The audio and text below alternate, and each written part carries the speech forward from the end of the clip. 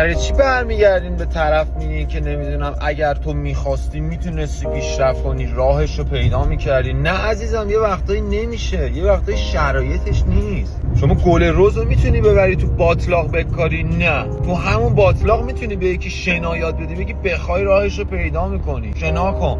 هر چقدر تو باطلاق شنا کنی که میری پایین‌تر. که شما درخت زیتون رو ورده ببر تو کویر ببینم رشد میکنه. یه وقتایی هم از بدبختی اینه که طرف شرایطش هم نمیتونه عوض کنه.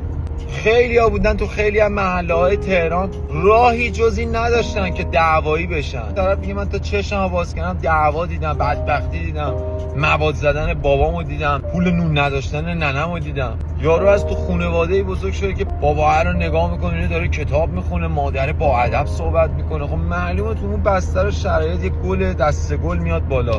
بعد تازه میاد بالا میشینه مثلا جلوی دوربین استوری میذاره، پست میذاره، من خواستم تونستم، شما میتونید. اینجوری حرف مردونه که آوار بیفته روش بگی من زیر آوار دووم آوردم. اصلا این مثبت گرایی‌های الکی رو بریزید تو اینا، تهش افسردگیه ها.